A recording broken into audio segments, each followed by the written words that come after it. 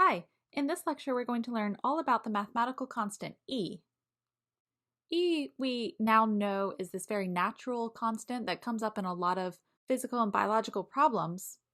I think it was first discovered in 1683 by the Swiss mathematician Jakob Bernoulli. You may have heard the name Bernoulli before. This is a famous family of mathematicians.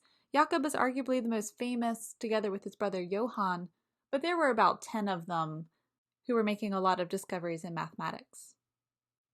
So when do we usually first encounter the function f of x equals e to the x? Well, I believe we usually encounter it first in the context of continuously compounded interest. The notion of continually compounded interest means you have some amount of money in a bank account and it's being compounded, you have some interest rate, and the idea is that it's always getting compounded. It never stops being compounded, so in a single year it gets compounded infinitely many times because it's always in a state of being compounded. That's not, of course, how banks actually work. So typically if you have a bank account and it has something like a 0.5% interest rate, that money is going to get compounded, I think daily is normal, so 365 times a year. If it was monthly, it would be 12 times a year. So first let's talk about that situation, the actual realistic type of account that you might have. So a principal amount P, that's how much money you first put in the bank, compounded n times a year at a rate of R, that's your interest rate, over a period of T years will grow according to this recipe. So after T years, the amount of money we have is our original principal times the quantity 1 plus R over N, where R here is often stated as a percentage, but must be written as a decimal. And then that quantity is raised to the product of the number of times per year times the number of years. So that's N times T. Okay, so just to make sure we understand all of the terms in this formula, let's look at a specific example.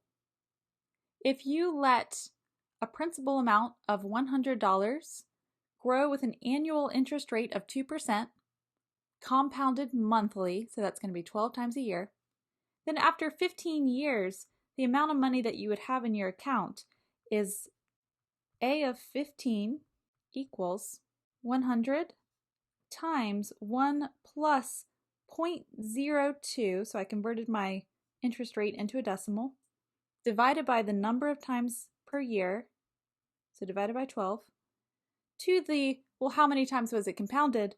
12 times a year times 15 years. Okay, that seems like a big exponent, but this is not a way to get rich quick, because after 15 years, your $100 has grown to about, I'm going to round at the 100th decimal, so about $134.95. So here's what Bernoulli wondered. What if I just took $1 as my principal? In 1683, $1 was probably a lot of money, okay? But anyway, so we're going to start with a principal of $1 over the course of a single year. So here our principal is $1 and our time frame is 1 single year. We have a very generous interest rate here of 100%, so that's not something you encounter very often, but R will be the decimal form of that, so R equals 1. And let's say we don't know how many times a year it's going to be compounded, so we'll leave N as a variable. Okay, so now our interest rate formula is going to be A of, well, 1, that's not very interesting, left-hand side, is $1 times 1 plus 1 divided by the unknown number of times per year, N, to the N times 1. So essentially it's the quantity 1 plus 1 over N raised to the N. We want to study this right-hand side, which only depends on N. The left-hand side, A of 1, is not very interesting, so what we're going to do is take this expression and define it as a sequence of terms A sub N, so A sub 1, A sub 2, A sub 3, A sub 12 would represent monthly compounding, A sub 365 would be daily, right? So let's create a sequence of terms, A sub N, where the nth term is the quantity 1 plus 1 over N to the N, where here we're just looking at natural numbers N. Okay, so what happens if you only calculate the interest a single time? Well, with an interest rate of 100%, what that's going to do is just double our money. So the first term in our sequence is a sub 1 equals 2. You can plug in n equals 2, n equals 3, n equals 4 to get the next three terms. So if we compound our interest twice, our dollar would grow to $2.25. Compounded 3 times, we get about 2.37. 4 times, we get about 2.44. So the way interest works, the more often you compound, the more money you get from the act of compounding. So you would like to compound as frequently as you can if you're trying to make money. So that's going to be our argument that a sub n is an increasing sequence. We could show algebraically that a sub n is an increasing sequence. It's possible to do, but it's tricky and a bit tedious. So I didn't want to get too bogged down on side calculations just to show that this one particular sequence is increasing. So our justification that a sub n is in fact an increasing sequence will just come from our understanding of interest. So now the question is, a sub n is growing. Is it growing without bound, or is it going to level off somewhere? In the language of interest rates, this question is saying, if I could compound as frequently as I could, is it possible for my money to be infinite? Which would be nice, right? But that's not going to happen. Turns out we are in this case on the right. So as n grows to infinity, as we compound more and more frequently, what's going to happen is that a sub n will tend to a limit. We already know that this sequence is monotone. So now let's show that it's bounded so that we can apply the monotone convergence theorem and know that this leveling off action happens. Okay, so that we are going to arrive at a limit. I am going to go through the details to show that a sub n is a bounded sequence because it's a nice application of the binomial theorem. So the binomial theorem gives us a way to expand certain polynomial type expressions. So if I have any two real numbers x and y, and I want to expand the quantity x plus y raised to the nth power, then we actually have a formulaic way of doing this according to the binomial theorem. So we're going to have a total of n plus 1 terms because we start indexing at k equals 0 through k equals n. So we have n plus 1 terms, and each one has a coefficient. This is called the binomial coefficient, and it's read n choose k. N choose k can be computed as n factorial divided by k factorial over n minus k factorial. But actually when you do that, you get a lot of cancellation. So what I prefer doing is starting to write out n factorial down until I get k terms up here divided by k factorial. Let me show you what I mean. So e.g., the quantity 7 choose 3 is 7 times 6 times 5. There I stop in my numerator because I've got 3 terms, divided by 3 times 2 times 1. Okay, so these kinds of expressions are the coefficients of what is ultimately polynomial. And then the x and y terms follow the pattern x to the n minus k, y to the k. The first handful of binomial coefficients are actually also easy to calculate if you're familiar with Pascal's triangle.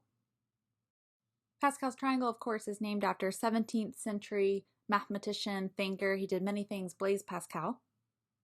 And how we form Pascal's triangles, we start with the number 1, and then 1, 1 like that. Now every row below, what I'm going to do is start with the number 1, and then take any two numbers above to the left and above to the right and add them together. So 1 plus 1 is 2, and that goes here, 1. And then 1, 1 plus 2 is 3, 2 plus 1 is 3, and then always finish with 1. So then the next row is 1, 4, 6, 4, 1. The next row would be 1, 5, 10, 10, 5, 1. But now let me write why I'm saying that this triangle is related to binomial coefficients. This is the 5th row, and each of the terms that I just named could actually be thought of as 5 choose 0, 5 choose 1, 5 choose 2, 5 choose 3, 5 choose 4, and then finally 5 choose 5. And this pattern is true for every row on this triangle. So every number in Pascal's triangle is a binomial coefficient. So for example, if I want to do the quantity x plus y to the fourth, then I come to this fourth row here. That gives me the coefficients in question. So this is going to be, the first coefficient is just 1. 1 times x to the fourth, y to the 0, plus the next coefficient is 4, so 4x cubed y to the first, plus 6x squared y squared, plus 4xy cubed, plus 1y to the fourth, or in other words, it's x to the fourth, plus 4x cubed y, plus 6x squared y squared, plus 4xy cubed, plus y to the fourth. Okay, we're going to use this kind of expansion to deal with our quantity 1 plus 1 over n to the nth power. We see here this 2 to the nth power. X will be the 1, y will be the term 1 over n. So let's see how that's going to go. I knew I would almost certainly make a mistake if I tried to handwrite this. So here I have it all written up for you, but let's go through it one by one. For any natural number n, we have a sub n is 1 plus 1 over n, that sum raised to the nth power. Applying the binomial theorem, we can write this as the sum of n plus 1 terms of the form n choose k, 1 to the n minus k times 1 over n to the k. Of course, 1 to the n minus k equals 1, so a small simplification just removes that middle term. Now let me write this out. I'm going to assume that n is at least bigger than 4 so that I have a pretty good amount of terms here to examine. The first term is just 1. Then following the formula, the next term is n choose 1, which is just n, times 1 to some power times 1 over n to the 1. So overall it's just n times 1 over n. And then the rest of these terms also follow that binomial coefficient formula. So this term here, n times n minus 1 over 2 factorial, that's n choose 2, times some expression with 1 that's just equal to 1, so I omitted it, times 1 over n squared. And then n times n minus 1 times n minus 2 over 3 factorial is the binomial coefficient n choose 3, times 1 over n cubed, all the way through the final binomial coefficient, which is just n factorial over n factorial, times 1 over n to the n. Okay, from this line to the next, what we're going to do is realize that the numerator that looks like, say, n times n minus 1 more closely resembles this denominator sitting to the right, n squared. So let me group those n expressions together into one rational expression, and then I'll just slide the factorial over to the other fraction. So we're going to write this as 1 plus n over n is just 1, plus 1 over 2 factorial times n minus 1 over n squared, and likewise for the rest of the term. So I just reorganized, repaired up these fractions so that like terms went more closely together. The reason that's nice is that each of these rational expressions with n now is less than or equal to 1. Because on the top we have n times n minus 1 times n minus 2, but that's not as big as n times n times n. So this fraction is less than or equal to n times n over n cubed, or in other words, 1. So all of those rational expressions with n are less than or equal to 1, so let's round them up to 1. We go up in size. So the next to last line here is less than or equal to the expression we would get replacing each of those with 1. And that's actually just 1 plus 1 plus 1 over 2 factorial plus 1 over 3 factorial, all the way through 1 over n factorial. Our next step is going to be to figure out what to do with these denominators so that I can kind of estimate this expression or actually bound it above. Okay, so imagine I'm just working with the number j factorial. By definition, j factorial is j times j minus 1 times j minus 2, all the way down to 2 times 1. If j is, say, bigger than 2, then all of the numbers I've written to the left of 2 are greater than 2, right? It might be like 5 times 4 times 3 times 2 times 1. 5, 4, and 3 are all bigger than 2. So this product here is bigger than 2 times 2, just replacing all of those terms to the left of 2 with 2. Notice I have a total of j factors here. J minus 1 of them I've replaced with 2, and the j'th one is just the number 1. So here I've written j minus 1 copies of 2. So this expression is equal to 2 to the j minus 1. Okay, so j factorial is greater than or equal to 2 to the j minus 1th power, which means if I flip them, I get the reverse inequality. So we can say 1 over j factorial is less than or equal to 1 over 2 to the j minus 1. Now each of these terms here that have a factorial in them, I can round up to an expression that looks like something of the form 1 over 2 to a power. So let's do that. We're going to go up in size. So a sub n is less than or equal to, I'll leave the first 3 terms as they are. Instead of 1 over 2 factorial, let me just write 1 over 2. It's the same. Now 1 over 3 factorial is less than or equal to 1 over 2 to the 3 minus 1, so 2 squared, all the way through 1 over n factorial, which is going to be less than or equal to 1 over 2 to the n minus 1. This is a finite sum. If I kept adding terms like 1 over 2 to the n plus 1 over 2 to the n plus 1, and I kept going off to infinity, we would just go up in size. So let's do that next.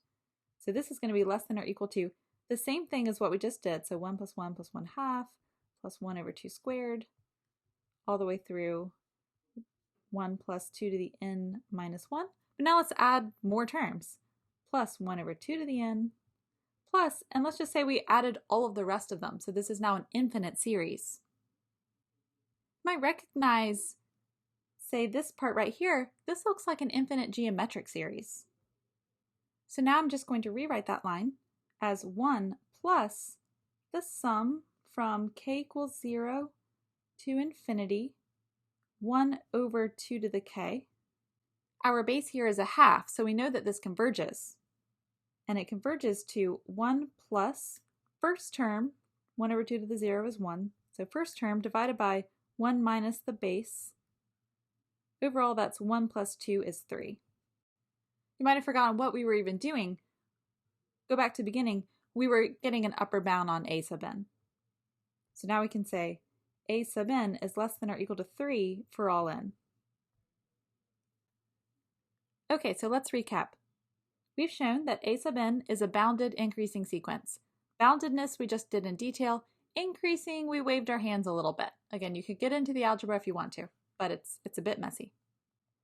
By the monotone convergence theorem, this must converge, so it has a limit. Back to our original investment problem, the limit of this sequence tells us what happens if we could compound our interest infinitely many times. That's called continuous compounding. So if we were just always in a state of compounding, we would be compounding continuously. The biological analog, of course, is exponential growth.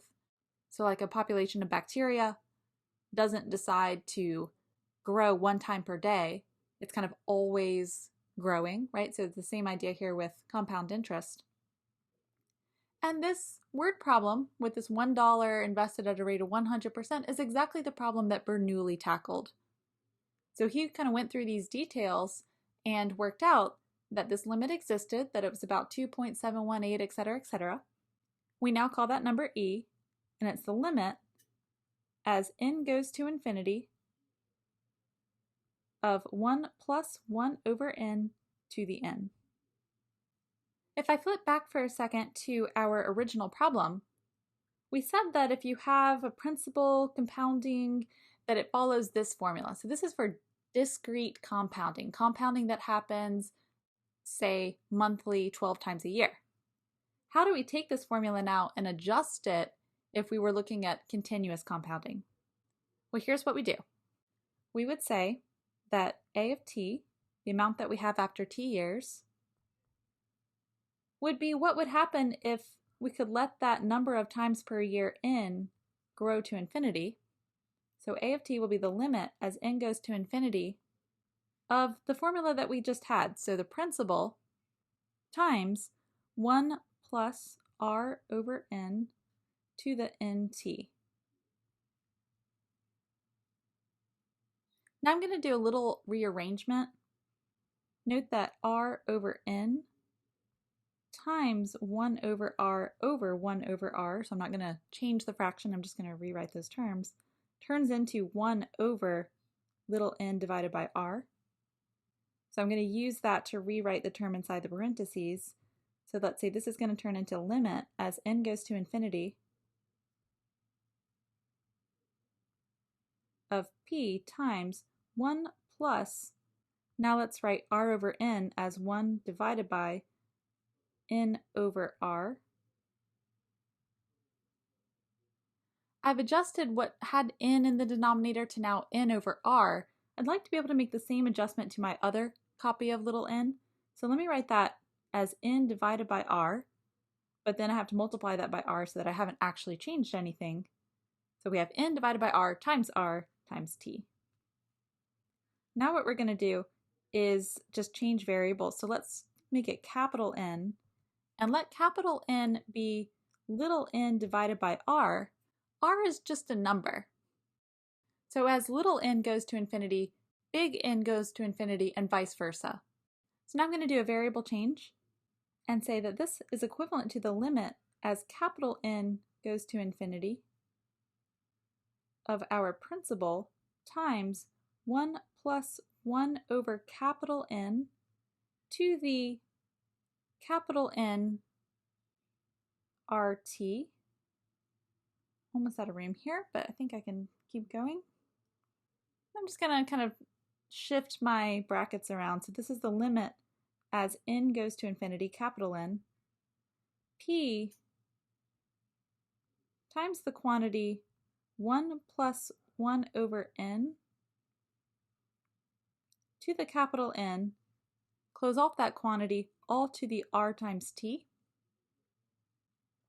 Now this isn't exactly fair because we haven't really studied these kinds of limits. Is it really fair to just take the limit of the inside and say that that's going to go to the RT? Well, maybe it needs a little bit more rigorous justification, but as capital N goes to infinity, we know that this inside converges. P is a fixed number, RT is a fixed number, so it will be the case that this goes to P e to the RT. That's the famous exponential growth formula. Today we're most interested in the exponential part, so let's drop p or treat p as 1 and just talk about e to the x a little more. To do so, I'm going to return back to this original expression right here. So we used all of this algebra to get to p e to the RT, but let's go back to how we originally set up a of t. We can now say that the expression e to the RT can be thought of as the limit as n goes to infinity of 1 plus r over n to the nt. This is just our standard compounded interest formula for interest which is being compounded n times a year. Let's go ahead and replace the letter r with x basically and set t to 1 so that we get a nice expression for just e to the x. For us, e to the x will be defined as the quantity given by the limit as n goes to infinity of 1 plus x over n to the n.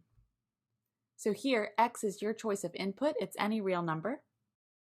So x is fixed, and then this limit occurs for n. So x we think of as just a fixed choice of input, and then we let n go to infinity. The way we've gone through the background in this lecture, this is going to be our definition for e to the x. There are other ways to describe e to the x, which turn out to give you equivalent notions. So in other sources, they might consider the definition of e to the x to be the sum from k equals 0 to infinity, x to the k over k factorial. So some people might define e to the x this way and then say that it's a property that e to the x also satisfies what we're treating as the definition, but we're going to use our definition, and then this is a property. So often in math you might have multiple ways to define something. You have to pick one and call it the definition, and then every other characterization is a theorem.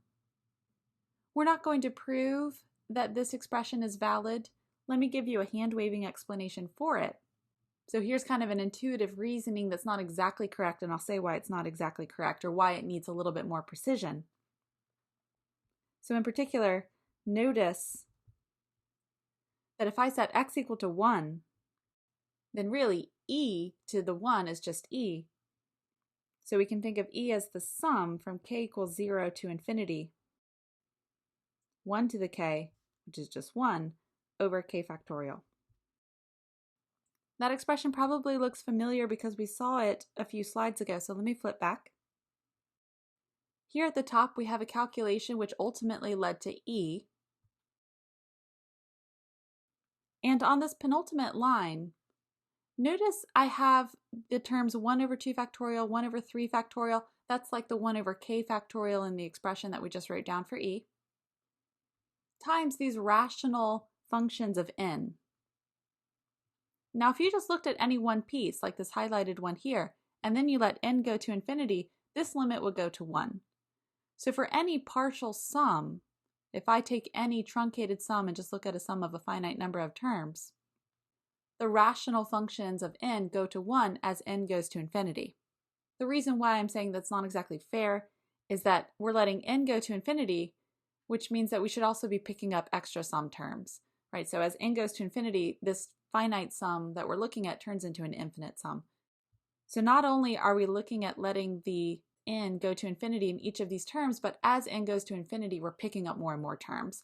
So this calculation needs a little bit more justification. So we see that it could follow, but we are not going to do all that work.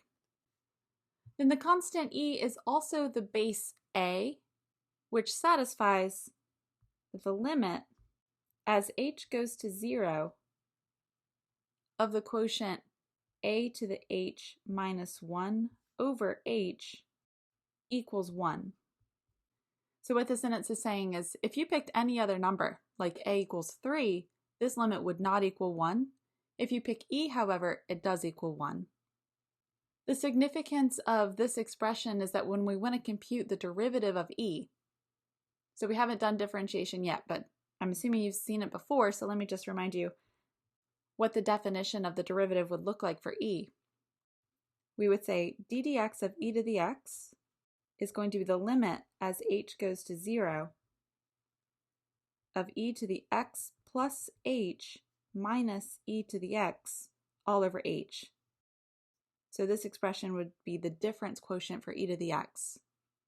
Using properties of exponents, I can factor out e to the x on top and write that as e to the x times e to the h minus 1 all over h. Notice e to the x has no h dependence, so this limit depends on e to the h minus 1 over h. Well, given that e has this property, that limit goes to 1, so the derivative of e to the x is e to the x itself.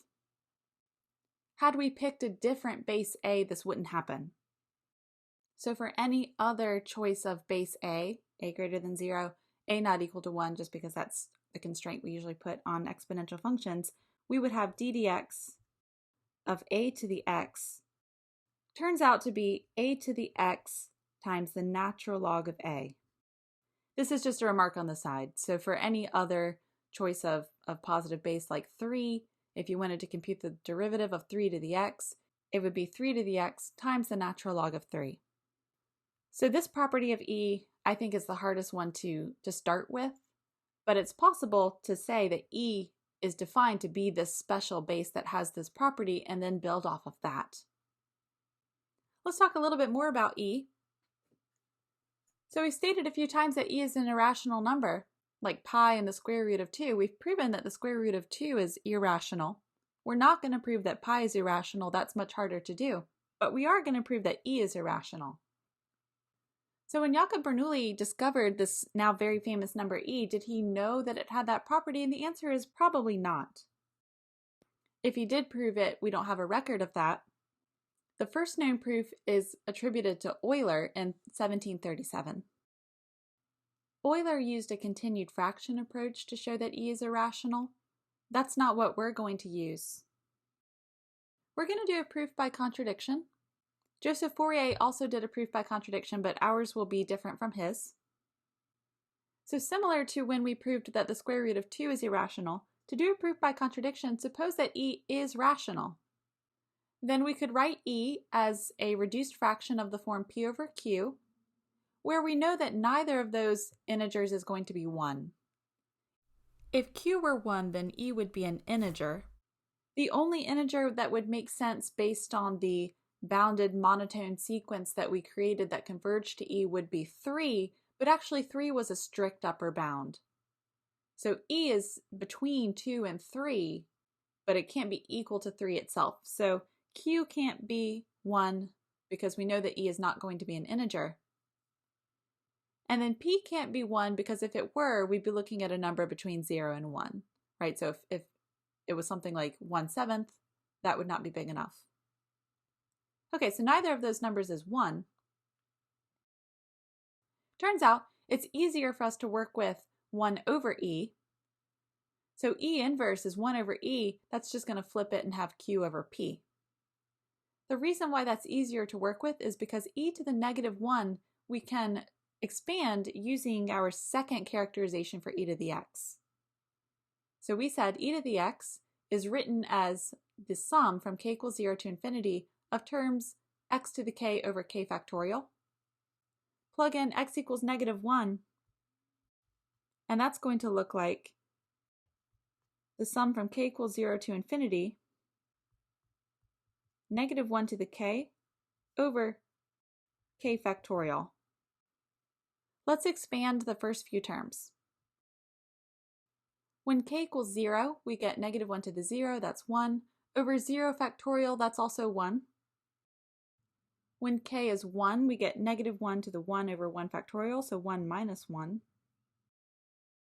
plus negative 1 squared over 2 factorial, so that's 1 over 2 factorial, and then minus 1 over 3 factorial, plus 1 over 4 factorial, minus 1 over 5 factorial, and on and on.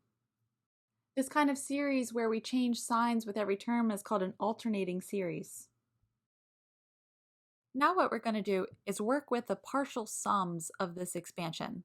So let S0 denote the first partial sum. Notice we begin indexing at k equals 0. So then S sub 1 is the first two terms, 1 minus 1. S sub 2 would be the sum of the first three terms, 1 minus 1 plus 1 over 2 factorial. And then the partial sum that we're actually most interested in is S sub p, which is the sum from k equals 0 through p of the terms negative 1 to the k over k factorial.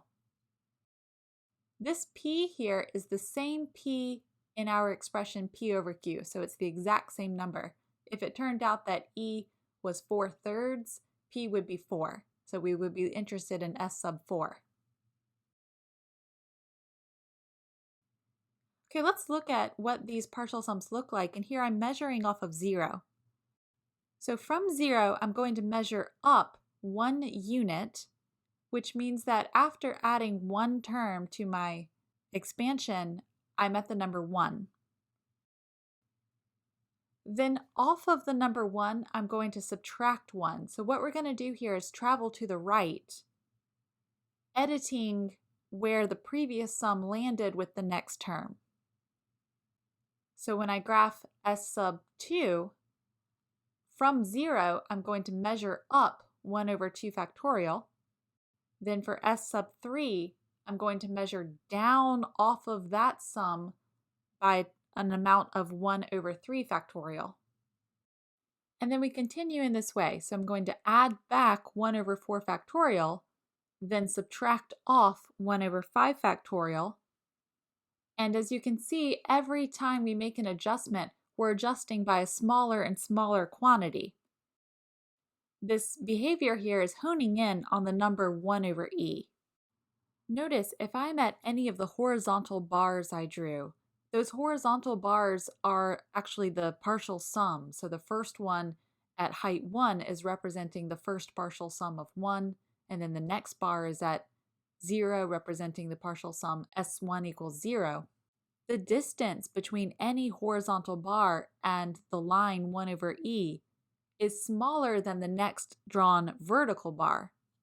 So visually, what I'm trying to represent is that once we start traveling to the right, so let's say for all j greater than 1, the distance or the gap between our number 1 over e and the jth partial sum is smaller than the magnitude or the size of the next term we add, because that next term overcorrects. So we cross the bar and we keep going. In other words, 1 over e, let's remind ourselves, is q over p. So the absolute value of q over p minus s sub j, the distance between the true term 1 over e and the jth partial sum, is smaller than the next term, which is actually just 1 over j plus 1 factorial. Here's a second observation we should make. If I last added a positive term, then of all of the remaining terms, the biggest one is the very next term, which would be a subtraction. So if you add the first 3 terms together to get the partial sum s sub 2, all of the other terms, it's like the remainder, everything that's left over that you would need to add to get to 1 over e, is going to be a negative number, because you have to subtract off of 1 minus 1 plus 2 factorial to get down to 1 over e. If I added s sub 3 and had the first 4 numbers added together, then we would actually be below the bar 1 over e, which means the remaining terms would have to add back a positive amount to get us up again. So we can summarize by saying if j is even, then the sum of the remainder terms, all of the terms starting with j plus 1 and on, has to be a negative number. So from an even partial sum s sub 0, s sub 2, s sub 4, etc., we have to correct downwards. Visually, we know we're correcting downwards, but algebraically, you can work up that the sum of all of those terms is really governed by the first one, which would be negative. In other words, we always overshoot. So we conclude that 1 over e is not going to be equal to any partial sum s sub j, because the remainder is not 0. The remainder is actually a correction. Vice versa, if we looked at s sub j and j was odd, then we would actually need to correct up. So our remainder terms algebraically work out to be a positive number. Now we're going to combine these two observations together to arrive at a contradiction. So we're considering the distance from the number 1 over e to the pth partial sum, where p is the number for which p over q equals e in reduced form. Our first observation told us that the gap between 1 over e and s sub p is smaller than the magnitude of the next term, which was 1 over p plus 1 factorial. So that followed from the first observation we made. And then the second observation that we just made is that the remainder is a non-zero number. So if I truncate my sum at any partial sum and then look at the remainder is not going to be 0, which means that s sub p can't be actually equal to 1 over e. So the gap between them must be a positive number. Now algebraically, we multiply through this inequality by p factorial, where p is that specific choice of integer so that p over q is e. 0 times p factorial is 0. So we have 0 is less than p factorial divided by e minus p factorial times the partial sum s sub p is less than p factorial over p plus 1 factorial. Well, the denominator is p plus 1 times p factorial, so that simplifies to 1 over p plus 1, which, since p is bigger than 1, we know is smaller than 1. So the gap between p factorial over e and p factorial times s sub p is a number strictly between 0 and 1. Let's consider what kind of number we're looking at there. Notice p factorial divided by e minus p factorial times s sub p can be written as p factorial times q over p minus p factorial times the partial sum expansion for s sub p, which is 1 minus 1 plus 1 over 2 factorial minus 1 over 3 factorial, etc. until the final term is negative 1 to the p divided by p factorial. P factorial divided by p in our first term simplifies to p minus 1 factorial, so we can write this as q times p minus 1 factorial. And then let me distribute, so we have p factorial minus p factorial plus p factorial divided by 2 factorial minus p factorial divided by 3 factorial, all the way until we finish with negative 1 to the p times p factorial divided by p factorial. Notice the largest denominator in that expansion is p factorial. So if we're looking at something like p factorial divided by 2 factorial, we would have p times p minus 1 times all the way down to times 3 times 2 times 1. That would cancel out with the 2 factorial. So all of the terms in that expansion are integers. Similarly, the leading term, q times p minus 1 factorial, is also an integer. So overall, what we're doing is adding and subtracting a bunch of integers, which means that p factorial divided by e times p factorial times the partial sum s sub p must itself be an integer, which is strictly between 0 and 1 according to our inequality. There is no integer between 0 and 1, so we've arrived at a contradiction. Therefore, 1 over e cannot be a rational number, which means e itself cannot be a rational number. Okay, this concludes our lecture all about e. So we learned that e is the base we get when we want to imagine that we can compound interest as frequently as possible, leading to the notion of continuous compounding. We use that to come up with a sequence that converged to e, and the limit of that sequence is actually our definition of e. We gave a couple of alternative characterizations for e, and lastly proved that e was irrational. Thank you for your attention.